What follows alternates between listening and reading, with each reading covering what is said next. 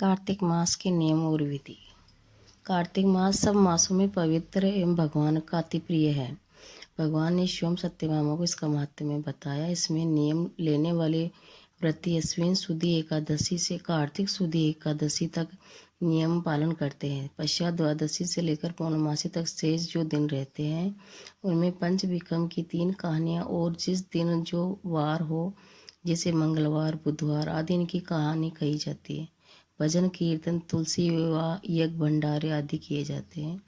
कार्तिक माह के अनुसार कार्तिक व्रत के 5 अंग होते हैं। प्रातः स्नान करना, दूसरा है तुलसी पूजन करना, तीसरा है हरि जागरण, चौथा है दीपदान और 5वां उद्यापन। इन 5 अंगों का अक्षरश पालन करने पर नियम कार्तिक मास के व्रत का महाफल प्राप्त होता है, जिससे भगवान विष्णु अवश्य प्रसन्न होते हैं। प्रातः स्नान सूर्योदय से पूर्व शेष संज्ञा को त्याग करके शौचादि कर्मों से निवृत्त होकर यदि भगवान संभव हो तो तीर्थ अथवा पुण्य नदी, संगम, तालाब, बावरी, कुआं आदि में स्नान करे, अन्यथा घर पर स्नान करना चाहिए। कार्तिक मास में व्रती को साबुन का प्रयोग नहीं करना चाहिए। तुलसी पूजन। प्रातः स्नान के पश्चात नियम पूर्वक तुलसी जी का यज्ञ विधि पूजन करे, धूप दीप आदि से जलाकर प्रार्थना करे और आरती करे। हरि जागरण। तुलसी विवाह के पश्चात नियम से कीर्तन व कहानी कहे और इसके पश्चात प्रतिदिन एक महात्म्य का पाठ करे और इसके बाद में अश्विनी शुद्धि एकादशी से शुरू करके कार्तिक शुद्धि एकादशी तक करे। उसके पश्चात पूर्णिमा तक महात्म्य के बाद पंचम विक्रम की 3 कहानियों को प्रतिदिन पढ़े। दीपदान। दीपदान यदि सामर्थ्य हो तो कार्तिक नियम के प्रथम दिन से ही लगातार व्रत पर्यंत अखंड दीप भगवान विष्णु के सम्मुख जलाए, अन्यथा प्रतिदिन दीप अवश्य जलाए। संध्या समय प्रतिदिन एक लंबे बांस के ऊपर सिरे पर दीप प्रज्वलित कर बांस को खड़ा करे तथा रात्रि पर्यंत जलने दे। ऐसा नियम से लेकर अंत तक करे और इसके बाद में उद्यापन होता है। और आज हम कार्तिक महात्म्य का पहला अध्याय करेंगे, जिसमें श्री कृष्ण और सत्यभामा संवाद तथा कल्प वृक्ष की कथा है। नैमिषारण्य तीर्थ में श्री सुत जी महाराज 88,000 ऋषि सौनकादि ऋषियों से बोले, अब मैं आपके सामने कार्तिक महात्म्य को श्रेष्ठ कहता हूँ, जिससे सुनकर मनुष्य सब प्रकार के पापों से छूटकर अंत में वैकुंठ को प्राप्त कर लेता है। सुत जी कहने लगे, श्री कृष्ण जी से आज्ञा लेकर नारद जी चले गए। जानने पर सत्यभामा प्रसन्न होकर श्री भगवान से बोली, हे नाथ, मैं कृतार्थ भई, मेरा जीवन सफल हो गया। मेरे माता पिता भी धन्य हैं और मैं भी धन्य हूँ, जिन्होंने मुझे जैसी त्रिलोकी सुंदरी को जन्म दिया है, जो आपके 16,000 रानियों में सबसे अत्यधिक प्यारी महारानी हुई। मैंने वह कल्प वृक्ष आदि पुरुष आपके सामने नारद जी की को विधि विधान पूर्वक दान में दे दिया, जिसकी बात को मृत्युलोक में रहने वाला कोई भी मनुष्य जीव जंतु नहीं जानता।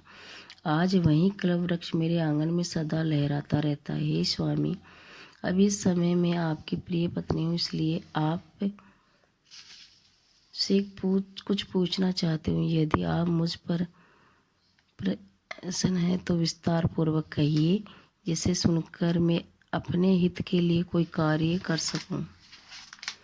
इसके करने से कल्प वृक्ष भी आप मुझसे विमुख न हो। सुत जी कहने लगी, सत्यभामा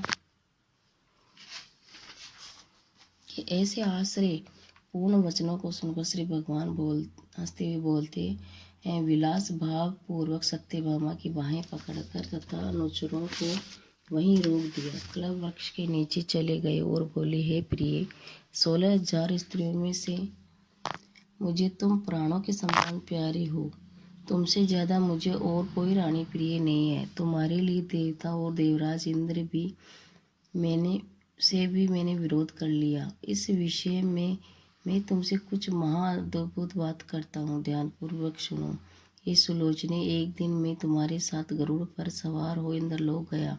वहां जाकर मैंने इंद्र से कल्प वृक्ष मांगा था। तब इंद्र के मना करने पर मैंने गरुड़ को इंद्र से घोर युद्ध हुआ।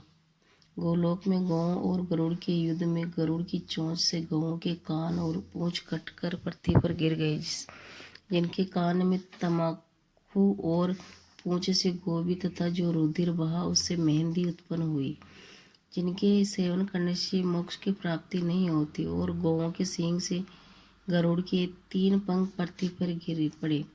इनमें नीलकंठ, मोर, चकवा चकवी उत्पन्न हुए, जिनके दर्शन से गरुड़ जी के दर्शनों के बराबर फल होता है और मेरे लोक की प्राप्ति होती है। हे प्रिय, जब तुम्हें हर चीज़ दे सकता हूँ तो हर कार्य पूरा कर सकता हूँ और हर बात तुमसे कह सकता हूँ, तो क्या तुम्हारे आश्चर्यजनक प्रश्न का उत्तर नहीं दे सकता?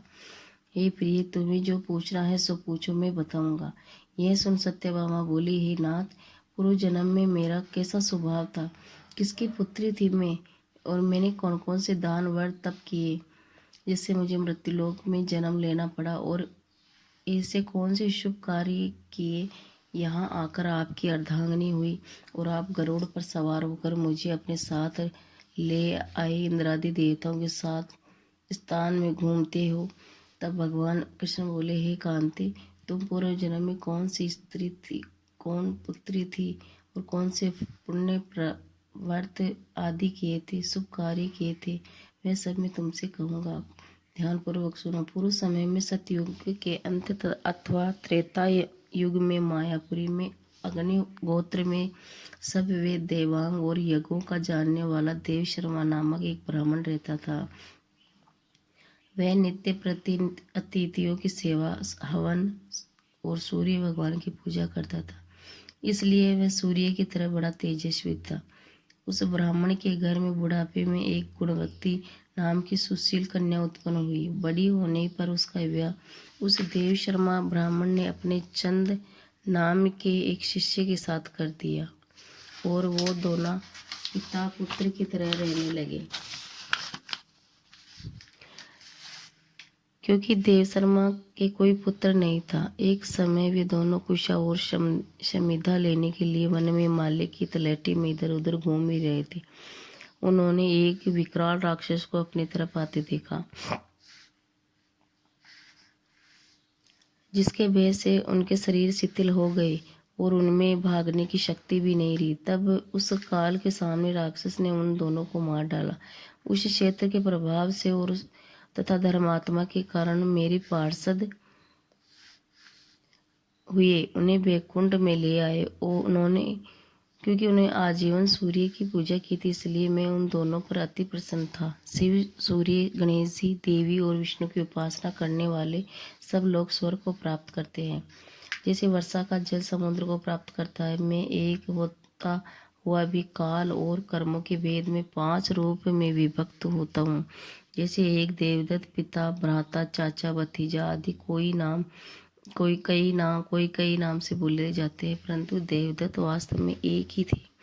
जब वह दोनों विमान पर चढ़े हुए सूर्य के समान तेजस्वी रूप, चंदन और माला धारण किए हुए वैकुंठ में आए, तब मेरे ही पास दिव्य लोक में रहने लगे। तो पहला अध्याय अपना यहीं विश्राम देते हैं। कल दूसरा अध्याय का अध्ययन करेंगे। इसी के साथ सबको जय श्री कृष्णा, जय श्री राधे।